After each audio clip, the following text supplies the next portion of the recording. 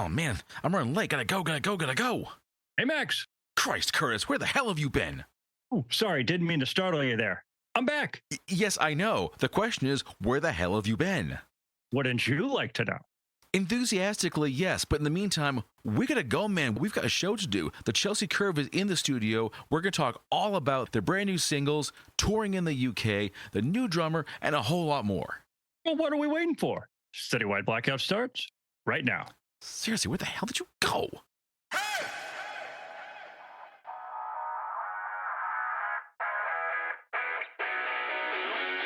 Welcome to Citywide Blackout with your hosts, Max Bowen and Curtis Hughes. With years of experience in journalism, music, and entertainment business, they put their knowledge to work, bringing you the best in-depth, fun, and sometimes outrageously bizarre interviews with authors, musicians, and many other creators from around the world. With the right amount of gusto and a few F-bombs thrown in for emphasis, you're sure to have a good time. So put up your feet, grab a beverage, and let's go. I got to open by talking about the Chelsea Curves 2025 because y'all have been off to one hell of a start for this year. You had a hit-and-run West Coast tour with the Sharp Class, who we'll talk about later on because absolutely amazing band. And then you were back to the studio recording tracks for a new record, and you partnered with Rumbar Records, whom we know very, very well. Damn, off to a great start. I want to talk a bit about the tour, though. Who are the Sharp Class? How'd you get partnered with them? Actually, this lovely mod band from England, Nottingham. It was back in 2020, I think, where I was just listening to or following along a lot of like the mod boards on Facebook and social media. And I came across this band that just played the heck out of their instruments, and they just played so well, and they had such energy and such, I don't know, they were just so good. You could tell that they were having a good time doing what they do. And it's like, that's cool. And around that time, we were planning to go to England, and let's see, maybe Timmy, you can help me out here. Yeah, so we were going over to the UK to play at the IPO Liverpool, the International Pop Overthrow in Liverpool. And this story kind of applies to the way we meet every band that's not from around here. One of us, usually Linda, just throws out a message into the ether from, I don't know, social media somewhere and says, "Hey, band, we really like you guys. Want to be friends with us?" And they always say yes. And I like Casper the Ghost. Will you be my friend? But so we knew that we were going to be going over for the IPO, as Tim said. We just were like, hey, we really like you guys. We'd like to play a show. We're coming over. Would that be possible?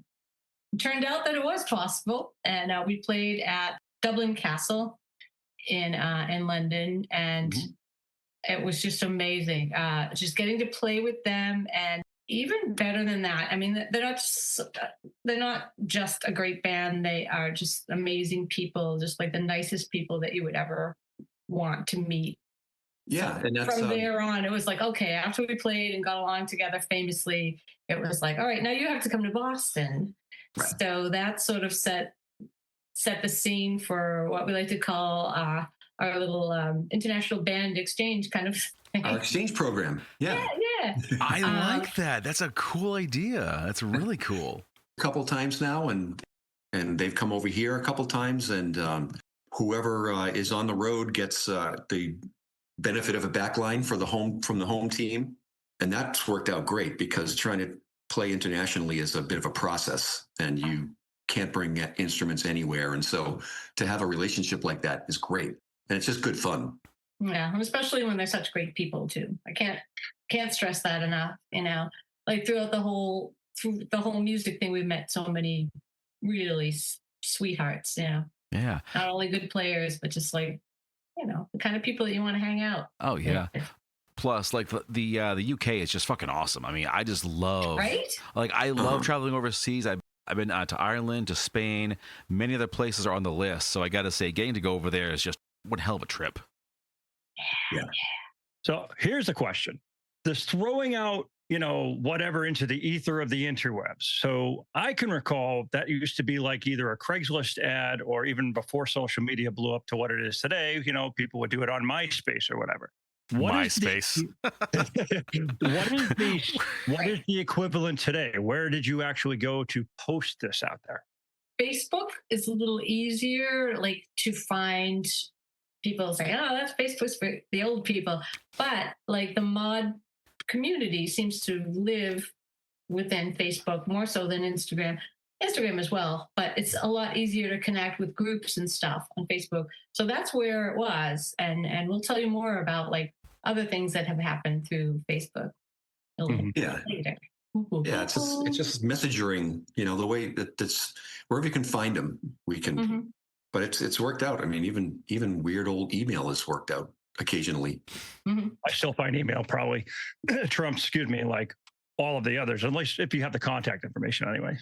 I just got a cool message from a young band in Manchester, England, through Instagram, who found us through Spotify. And no, I'm sorry.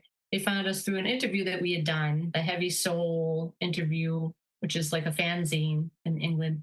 And they're great. They're only 16 years old, and they sound a lot like Arctic Monkeys to me. But anyway, that's just another example of how like things will just come out.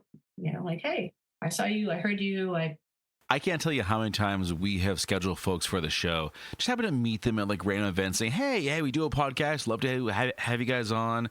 They always say yes. And we've gotten to talk to some fairly interesting people over the years. But I want to talk a little bit about Rumbar Records. How did you come to work with them? And any kind of favorite bands among their roster? So that's a long story too. Go for it. So we, as you probably know, better than we do. So we were on Red Records for starters. And that's, when we were just a fledgling band and not knowing what we were doing and starting up. And, Justine Kovalt started up Red Records. And, that seemed like a low key way to, she offered us to be on the label. And it seemed like a low key way to get our feet wet in the label thing. That really actually worked out great. For starters, our first singles came out there, and our first album came out on Red, and that was going great. Pandemic aside, we still managed through that stuff. But that old pandemic thing. But as you know, Justine passed away unexpectedly, which just was kind of devastating to us. On a personal level, on a band level, on a label level, and so it just went away. I mean, she was a one person operation, really, maybe 1+ people, but she was doing the whole thing, and so we were just kind of high and dry. And so we kept doing our thing. We kept playing, we kept recording, but the label thing was just was like a black hole for a while, and we were looking around, and we've known Lou for a while, and we kind of met him through Justine, and Linda and I think for the first time met him at a parking lot show in Somerville right after the pandemic, when that was the thing that was going on. And so we all kind of hit it off then, and we stayed in touch for, while Red on Red was still going on. And Lou is a super fantastic guy. He's a rock and roll mensch. He looks out for Boston bands. He knows what's going on. He's all over the place, and everybody knows who he is, and we knew who Rumbar was. And so, he was one of the first people that we turned to when we decided we were ready to switch over. He had been supporting us forever anyway, even though he had no reason to, right? Yeah, he loves rock and roll, and he liked us. So even before we were like on Rumbar, he was helping us, Yeah. I mean, he was promoting us as much as any of his bands then. And so, it just seemed like a natural fit. And once we, decided to go for it officially, then he was just all over it.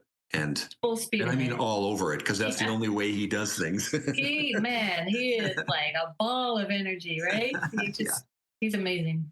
Yeah. And so, now we're at the point where, there was a lot of shenanigans that we had to go through to get our stuff from the Red on Red label over to Rumbar or under our own control. So we've kind of done that now. We just re-released our first album, which is All the Things. We re-released it with the 3 singles that we released afterwards, and now it's called All the Things and More, and that one's on Rumbar. And the 2 new singles are on Rumbar, and we're off to the races. Yeah. Nice, nice. I want to actually touch a bit on the re-release. You know, this is a chance to maybe like give your stuff like a fresh coat, some tweaking. Did you do a lot with the original songs? No, we really didn't. We didn't. You mean on the remix? Yeah. Oh, Yeah. No, like Tim said, nope. We just wanted to re-release it with the 3 extra tracks, and as Tim started to say, one is a remix of our song "Jamie Come On," and we're very excited about that one. So that was one of the ones that was out on vinyl with Hey Sah-Lo-Ney as well. And part of the reason that we didn't re-record anything or we didn't really remaster it or re-record or do anything with that one is because we were recording all the new stuff then. And we didn't have time to do the old stuff. so we we're kind of like catching up, playing a lot of catch up. Yeah. Last year was a little weird for us. This year is much better. Good. I like that. Yeah. So what made you guys want to do these as a cover and remix? All right. So the song "Hey Sah-Lo-Ney," I had heard. It's like a Northern soul, like classic, cool, early rock and roll song that I just really liked. It's very, very gritty and soulful, and it's different for us. But I kind of wanted to push us a little bit different, something different for us. That cover was something that I really wanted to do. And I had always sort of envisioned the Jamie song being something different. I had the idea of doing a remix and talking about like the amazing people that you meet through the interwebs. There's this fellow in Scotland named Rod Spark, who is a mod keyboard player. Plays the Hammond organ, and he was one of like the big people on the Facebook groups. Who, when I first put our music out there, he was like, "What's a Chelsea curve?" And like, "Oh, it sounds good," and "Oh, it's good, but it needs a little Hammond organ." So we're like, "Really?" Yes. Go on. What's up with that? So. And he was serious. So we were able to line him up, actually do the tracks on Jamie Come On. Tim, you remember what that was like, right? Yeah, he was on a couple tracks on the album. Right. There was a lot of transferring of files and crazy digital magic going on to get those things into the songs, but it worked out. And so he's on 3 songs, I think, on the album, and he became our connection to Andy Lewis because he's basically connected to everybody over there. Yeah. Come to find out. Yep. Yeah. Yep. So Andy Lewis is a British producer and musician who played in Paul Weller's band, as well as being a musician in his own right and being a DJ. He was DJ on the Blur Park Life tour. So, when we heard about him, sorry, I have to step backwards. We put it out to Rod Spark. Hey, we want to do this remix. Know anybody that would be good? And he's like, I know just the man. And it was Andy Lewis. And he was right. He knew what he was talking about. Oh, definitely. So, yeah. So we're really happy that he could make that happen for us, because that's kind of what I've heard. Like, I want it to be something a little different. And Yeah. I have heard both versions of that song, and the remix, it's like, it's a song, but just like my take on it, okay? Not a musician, but my take on it, it's a very like intensified version of it. It's shimmery. Yeah, that's a much better thing. Shimmery. That's a good word. I like that one. I like that. I just invented that right now. It's perfect. It fits perfectly. Getting to work with Andy on the remix, did you have to give any real input as to what you wanted, or was it just like he took it and said, hang on a second, I got this? We had a couple of guidelines. Yeah. I knew that I wanted to begin like this. Come on! And so he did that. and I knew that I wanted like the chimes. Tim, do you remember if we had any other instructions for him? Really? Well, yeah, we didn't tell him much. I mean, we kind of No, I he didn't. just kind of did it, and we tweaked it really, but there wasn't a lot of extra stuff that we did. He kind of nailed it. Yeah, and he added like some really cool percussion tracks, Yeah. and he highlighted because we did have like the horns and keyboard in there on the original, but he really kind of boosted those and highlighted those a little bit more. So yeah, he made it shimmery. So I, for one, am all about Hammond organ. You can't have enough of it. Okay. Nice. Just like Right on. you can't have enough hi-hats either.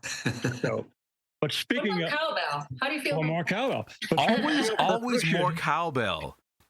always. Kirsten, agree. we got to add more cowbell to the show, okay? We got to open the show with cowbell. Put it in. Yeah. We could put it in. You want it at the beginning, the middle? Yes, yes, I would like Put it in the that. middle. We could do it at the end, though. I think we should do it all the way through. We can do Like a this. concert. We can do this. But speaking of percussion, wanted to also just bring to light real quick. You guys have had a drummer for a while now, Caporal. How did that come together? Was it like a huge audition, or was it just like a friend of a friend? How did that work? Well, a little of both. We did a little brainstorming to figure out what drummers we wanted to reach out to, and we had kind of a short list.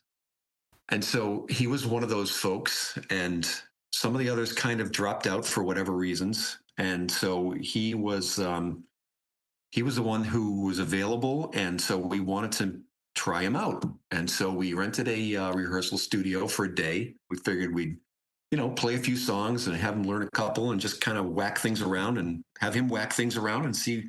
And we were going to play it really close to the vest, and we weren't going to give him any kind of indication about whether we liked him or not. We were just kind of, going to keep him in the dark. We got into the place and we played, I think, 1.5 songs and told him he was in. I'm like, trying to. And I was trying to be all cool and stuff. Yeah, exactly. Being all like a stoic on the outside, on the inside, you're thinking, "Holy shit! Why is he not in the band right now?" It was actually like more like 30 or 45 seconds. Right. I was like, okay. Yeah. Okay, we waited till we stopped playing the first song. Let's put it that way. Yeah. I want to ask about making the transition from your previous drummer Ron to Bruce. Do these two people have very different styles? Kinda. Well, everybody's got their own styles, but there's similarities and there's differences. And Ron was a super tight, powerful drummer, which is great because we were playing a lot of some of the early songs were kind of punky and they needed to be just super straightforward, and he was really good at that. And Bruce is a little looser. He can still play the tight stuff, but what we're asking him to do with a lot of the new songs is kind of go wild on some of them. So do you know who he does a lot of Animal that. is? Do you know who Keith Moon is? Like, do those things, Yeah. Yeah. And so I'm not sure how totally comfortable he is with that, but he's totally willing to do it, and he's playing the hell out of everything. So it's really good. Yeah. Every single time I hear the word "let the drummer go wild," the only thing I can think of is Animal from the Muppets. Exactly. Right. That was part of our instruction. I like that. Of course, we have to talk about new music. And actually, it's weirdly timely because when this episode drops, your new single, Kindawanna, will be released. Exact same day. This is the third time this has happened, so I'm loving this one. Nice. What can we expect from the new single? It's really fun. Yeah, well, it's first of all, it's the first song with Bruce on it, so that's exciting. It's just it's for us, it's the first song of the next batch. The reason we sort of re-released the other stuff is because we wanted to make sure that we put our phase 1 stuff out there and got that put out, and this is Mach 2, and we really wanted this stuff to be upbeat. We wanted it to have a lot of stuff going on. And I think, it's kind of a little more of everything. There's a little more guitar going on. There's a little more percussion going on, not just straight drums, but other stuff, hand claps, Love which clapping. Linda loves. I love clapping. Yeah. So, it's a little more of everything, a little more effects. There's a little more keyboards in these songs than there have been. We're kind of trying to expand, kind of evolve. Mhm. And this is this is the first of the next batch, or like Chelsea 2.0. It's kind of relentlessly positive, which, I own that. I'm that positive person that sometimes you might want to just punch in the face because I'm a little bit too but whatever. It's a very fun song.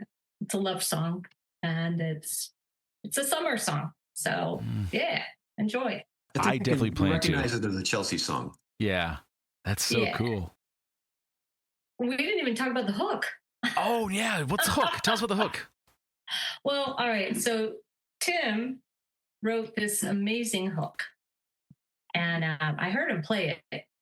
So I kind of was like, we have to make that to a song right now. So we did. We made it into a song right now, and so that became Kindawanna, and it's the kind of hook that'll get stuck in your head. It goes like this. Right? Nice. Yeah. Sounds exactly like it. Perfect. Perfect. When you talk about the band's like evolution, you talk about this kind of like Mach 2 of the Chelsea Curve. Do you feel like it's going to be a very different kind of band? I think people are still going to recognize it as our stuff.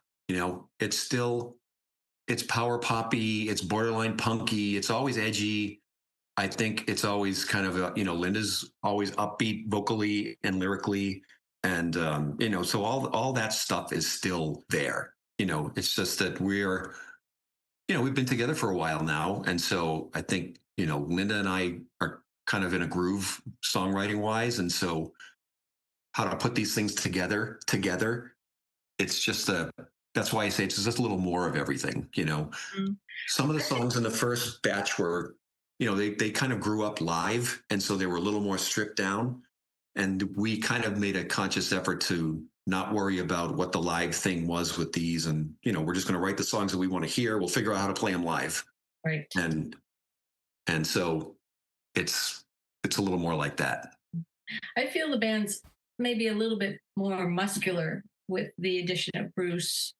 And that's not to slight Ron at all. That's, just the way that the songs are, the new batch of songs, they are a little bit more fuerte, más fuerte.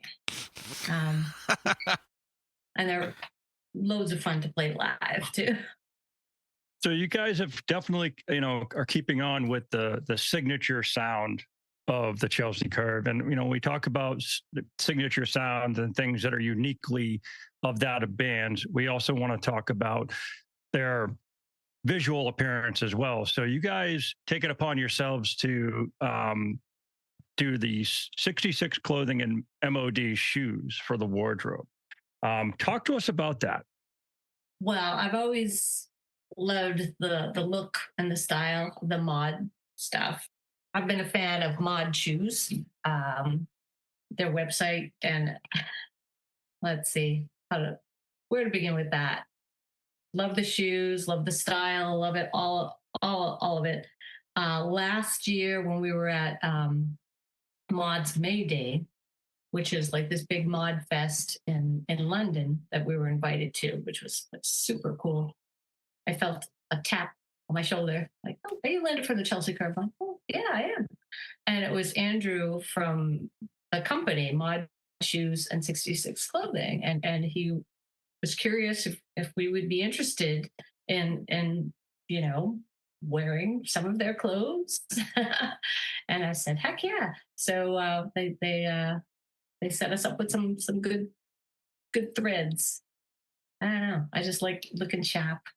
Yeah, I mean that was kind of the that was one of the founding principles of Chelsea Curve, is that everybody wears jeans and t-shirts and stuff like that, and so let's not do that. So Wear let's, some good shoes. yeah, let's look sharp.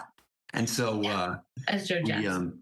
and so everybody, it's not, we don't wear, it's not like uniforms, but everybody kind of looks good. And yeah, kind of spiffed up, like button down shirts and fancy shoes and stuff like that. And so Tim actually has the best collection of shoes in the band. That's yeah, it's a fun. fact. Oh, that is very cool. This actually reminds me of a time. This was something for my day job. I was at this like internship thing, and this student approaches me, and they're wearing the sickest jacket. And I was like, I don't care what you do for school. Where did you get that jacket? I must know. And they told me. And I went to the website like, this is all fucking amazing. So it's cool when you had that moment and you just think, whatever this is, I have to do it. Nice. Yeah, and it's what I like about it is that it's kind of cool to play kind of power pop punk mod in fancy clothes. Yes. I like that So unique. contrast, Yeah. and it works. Yeah. Yeah. And And to me, it all harkens back to like the days of two tone, where you would have like a punk band, a ska band, a rock band, everybody playing together and looking good, or looking their particular style, and it's all good. It's like a good mashup. yeah, I like that. And we try to like smush it all up like that. Who's got the bigger shoe closet? I think Timmy wins. Oh, I might. He's got some incredible shoes. I've got at least five pairs in the rotation. Yeah. Maybe we're tied. I don't know. Yeah, you got a fair amount of shoes. I got to say, we're pretty close. I have to go on a new buying spree, though. yeah. You got it. Every so often you got to like refresh the collection. Yeah. I'm kind of the same way with boots myself, because I think I have like five pairs. I just you find something that works and you just kind of like dive on in. Yeah. There you go. Yes. Wear what you like, what works. Right. But like with the whole like mod look thing too, that like connects us to like a lot of the English bands that we have encountered that we play with, like they also like have a really good look, and they like to look sharp, as Joe Jackson says. And so that, I don't know, I feel a real connection to the UK, and not only because we play with them, but because we share that sort of aesthetic with a lot of the bands. I actually just happened to go to the Mod Shoes website, and they might be getting some of my money pretty soon. Okay. They're pretty fancy. They are pretty fancy, but They are. yeah, I am definitely digging the look. So Mod Shoes, you're about to get my my credit card. So have fun with that. Excellent. I have a factoid. Go for it. So our song, there's one of our videos for our song. Which song is it, Timmy? How can I? Thank you. How Can I Resist You? Which came out, that was our last song that was on Red Records. Okay. How Can I Resist You?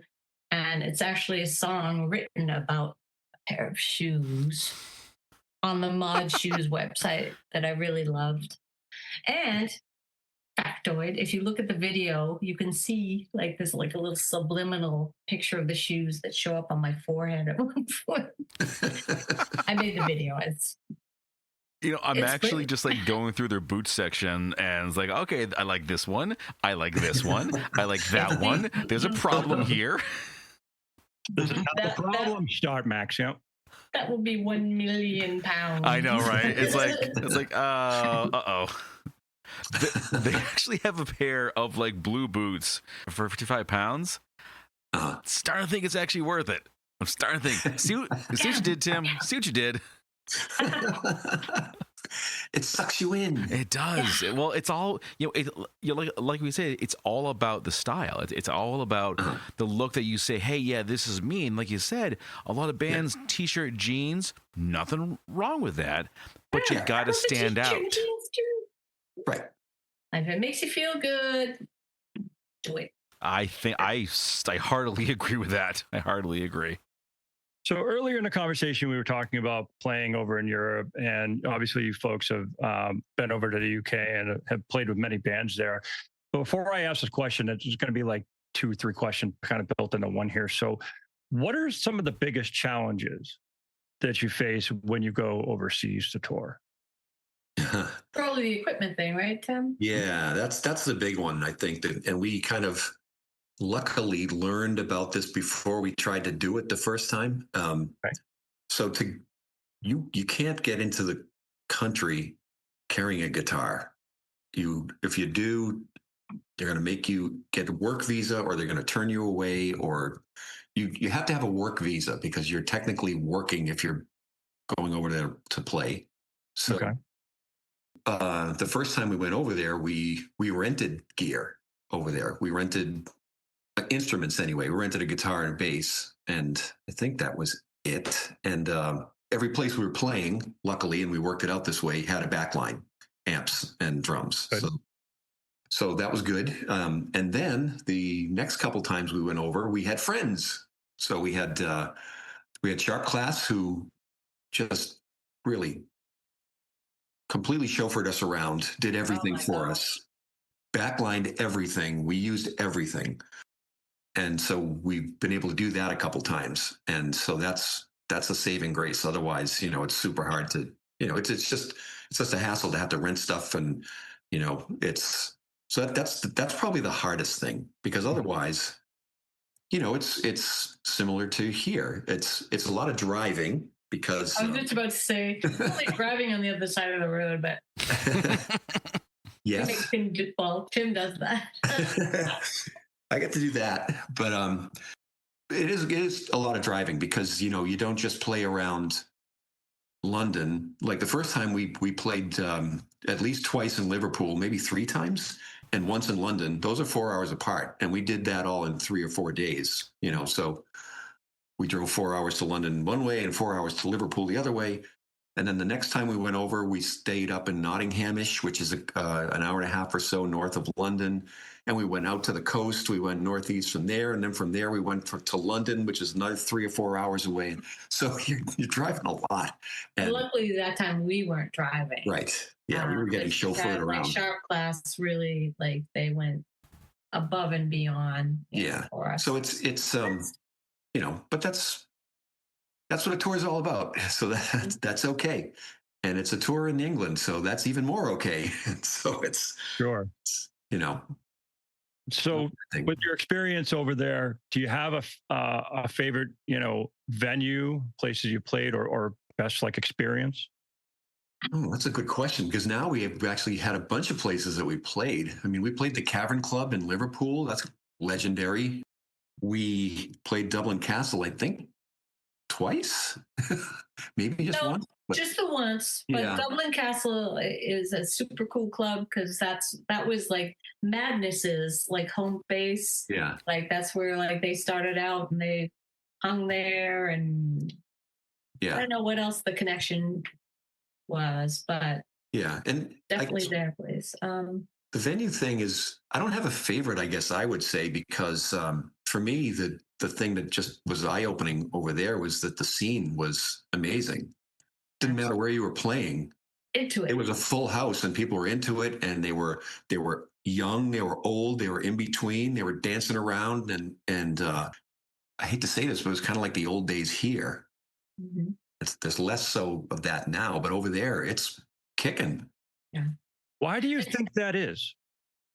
I wish I knew.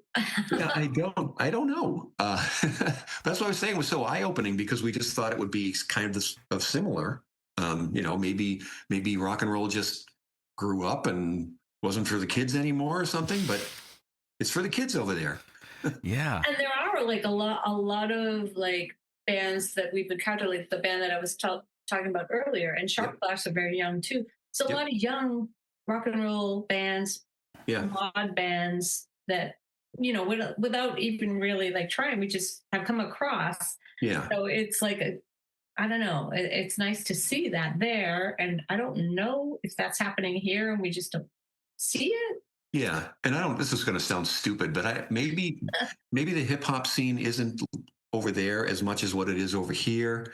And so it's not as crowded out by that or something. I don't know. I'm just making that up on the spot, but that could be a thing. Maybe, but every time I talk to a band that had played overseas, and it doesn't matter where, it can be anywhere. They will say the same thing. Like the place was slammed. Everyone turned out. Everyone was so excited to see us, even though they may not have like heard us before that night. There's always that just air of excitement, that electricity for music that you don't see it as much in the U.S. I'm sorry to say, especially as someone who lived in Boston for a number of years. Yeah. Right. Ain't the same. We've heard the same thing about Spain, and we haven't been there, but it sounds like it's great there too. And that's kind of a goal of ours too, to get over there. You put it out there, and next thing you know, you get that. Right. We have to find somebody to send a message to. Exactly. You get that call. All right. Well, folks, we are coming down to the end of the conversation, but a few more questions. I got to ask, what's the origin of the Chelsea Curve name? Well, I had started with Tim and Ron, this new band, but we didn't have a name. And driving along, listening to the radio, and the traffic report comes on, and they were talking about, we're in Boston, and I heard them talking about, this traffic on the Chelsea Curve, it's backed up. And I'm like, the Chelsea Curve? Oh, that sounds cool. So I just like the sound of it. It sounded really cool. Like, it could be maybe European or a little groovy. It just had a good ring to it, and I liked it. And that's about it. So the Chelsea Curve is like a piece of highway in Chelsea, Massachusetts. Not that exciting, I guess, but it is. But here's the thing. Every time I listen to the traffic report and I hear them mention the Chelsea Curve, I'm like, thank you.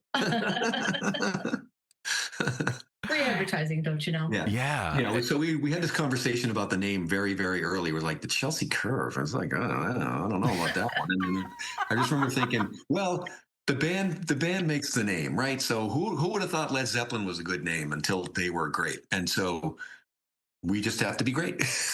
I say you're already there, personally, my opinion. Yep. Let's talk about the music scene in Boston. You've been a part of it for a number of years. We talked a little bit about how it's not quite what it used to be, but what are you seeing in terms of just changes in general? Well, I think for me, it's a lot of it's about the venues. So the smallish venues have started to disappear, and so there's really only a small number of places that are rat sized. There used to be 24 of those clubs in a 5-mile radius in Boston, and now there's maybe 5 or 6 or so, and that's it's too bad that there aren't more. But people still turn out. It's just that it's harder to find these places because there's just fewer of them. Yeah. One thing that I've seen, especially around Boston, is I think you're seeing new places sprout up. New venues opening, places like Dedham, for example, where I live in Western Mass. There's a ton of amazing venues, some new, some been around for a while now. So it's almost like what we're seeing in Boston, you're seeing this shift kind of like outside the area. So folks. Yeah. True. Boston proper doesn't have a lot of them. No. It's like Somerville, Medford, they're kind of on the outskirts, and Malden. Like you do have some of the old favorites, like the Middle East, of course, is still there. Sonia is still there. Great Scott did close. They're actually going to come back, which I think is awesome. Yeah. O'Brien's is still there. So I think some of the staples are still there, but like you said, we've lost a lot, and not just because of things like COVID. There were other factors as well. Yeah. Well before COVID. Right? Yeah, exactly. Like places closing was not exactly, like a 2020 thing. It was all the time. Right. It's almost like it's one in, one out, right? So, you see a new one come in and then another one falls off because of, some who knows what reason. Yeah, exactly. So it's a funny kind of a thing. It is. Well, as we wrap this thing up, of course, the big question that we always like to end with is, what's next? There's a lot of next. Next Friday is the first single of the Bruce era, which is a big one. That's a big milestone. We've got a bunch of new material. There are going to be more releases in 2025. We're going back to the UK in August with our pals Sharp Class.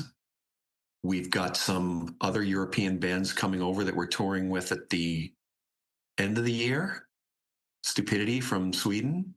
And I feel like I'm missing something. I mean, we're going back into the studio again. We got a lot of stuff going on.